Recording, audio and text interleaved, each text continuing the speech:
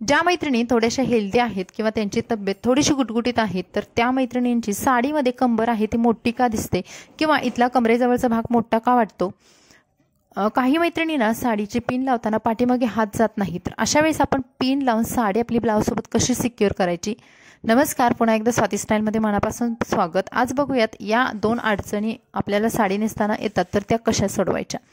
सुरुवातीला कोणतंही तुमचं हिल्स आहे, चप्पल आहे ते घालायचं आणि मगच तुम्हाला साडी नेसायची आहे। साडीच्या उंचीचा अंदाज लावणं कधी कधी आपल्याला कठीण जातं, त्यावेळेस तुम्ही हिल्स किंवा चप्पल घालून जर साडी नेसलात तर तुम्हाला हा प्रॉब्लेम येत नाही। आता साडी सुरुवातीपासूनच आपण जर व्यवस्थित नेसलो, कारण सिल्क साड्या काठपदरच्या साड्या या खूप फुगतात, आपल्याला कमरेजवळ किंवा पाठीमागे खूप फुगतात, पाठीमागे उचलल्या जातात, तर तुम्हाला हे प्रॉब्लेम नको असतील तर सुरुवातीपासूनच साडी आपल्याला व्यवस्थित खोचणं किंवा व्यवस्थित नेसणं गरजेचं आहे।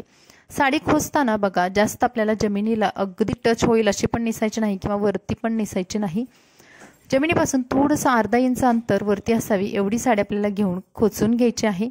पाठीमागं सुद्धा अगदी प्लेन व्यवस्थित आपली साडीचे काठ सुद्धा अगदी खालीवर कुठे न होता साडी खोचून घ्यायची आहे। आता बघूयात पदर।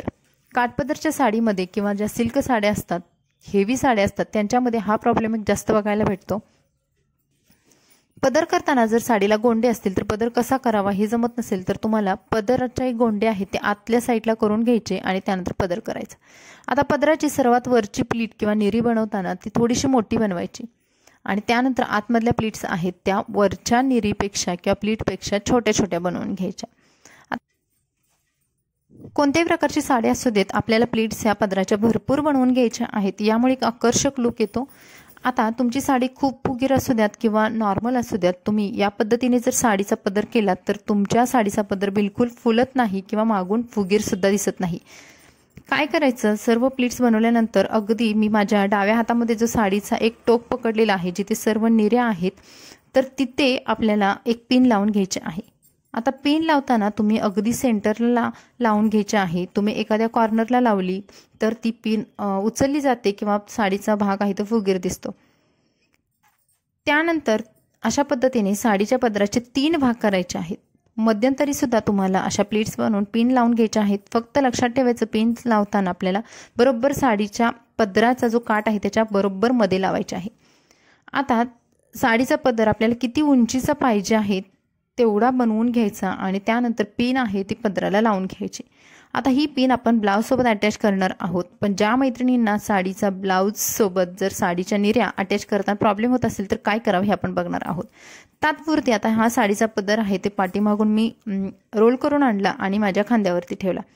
आता बघा, मला एवढा उंचीचा पदर हवा होता, शक्यतो पदराची उंची ही गुडघ्या खालीच ठेवायची आहे, त्यामुळे तुम्ही साडीमध्ये उंच सुद्धा दिसणार, त्याचबरोबर स्लिम सुद्धा म्हणजे बारीक सुद्धा दिसणार।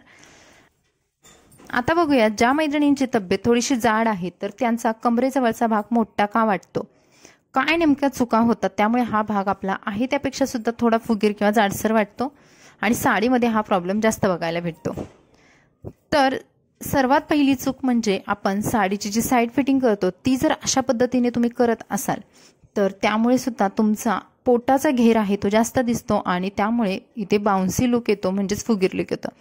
आता बघाल, तुम्ही अशा पद्धतीने जर तुम्ही साईड फिटिंग केली असेल तर तो भाग थोड्या वेळानंतर का होईना लूज होतो किंवा तिथला भाग हा फुगीर बनतो आणि काठपदरच्या साडीमध्ये तर हा प्रॉब्लेम जास्त बघायला भेटतो। दुसरा भाग म्हणजे तुम्ही जेव्हा साडीच्या निऱ्या करता तेव्हा खूप छोट्या छोट्या निऱ्या करतात आणि भरपूर निऱ्या आल्यामुळे जेव्हा आपण त्या खोचतो तर त्या खोचताना सुद्धा जर अगदी सेंटरवरती, म्हणजे जर तुमचा पेटीकोट सुद्धा तुम्ही अगदी वरती नेसला असाल तुमच्या बेली बटनच्या वरती आणि तिथे जर तुम्ही अशा निऱ्या खोचला तर तुमचा साडीमधला हा भाग सुद्धा लूज होतो, कारण साईड फिटिंग व्यवस्थित केली नसल्यामुळे आणि निऱ्या भरपूर केल्यामुळे आपल्याला इथे पोट जास्त दिसणं हे साहजिकच होतं। शिवाय त्या निऱ्या आपण एकावरती एक ठेवून खोचतो त्यामुळे तिथं खूप मोठा आणि जाडसर भाग बनतो। आपल्या साडीचा जी साईड फिटिंग आहे ती सुद्धा व्यवस्थित न केल्यामुळे साडीचा काठ आहे तो आतमध्ये फोल्ड होतो आणि एकंदरीतच बाउन्सी किंवा मोठा लुक येतो। यावरती सोल्युशन म्हणून आपण काय करायचं, साडीचा जो पेटीकोट आहे बांधतानाच तुम्हाला बेली बटनवरती किंवा थोडंसं आपली बेंबी आहे त्याच्या खाली किंवा बेंबीवरती तुम्ही बांधू शकता, यामुळे तुमचा जरी पोटाचा घेर मोठा असेल तरी तो दिसत नाही साडीमध्ये। त्यानंतर ब्लाऊजवरती येणाऱ्या प्लीट्स किंवा निऱ्या आहेत त्या अशा खेचून घ्यायच्या आहेत एका हाताने, कारण तिथला भाग लूज झाला तर तुम्ही काही काही वेळानंतर बघाल कंबरेजवळचा भाग आपोआप लूज होतो आणि त्यामुळे कंबर मोठी वाटू लागते। तर तुम्हाला अशा पद्धतीने थोडंसं व्यवस्थित कम्फर्टेबल वाटेल असं आपल्याला साईड फिटिंग करून घ्यायचं आहे।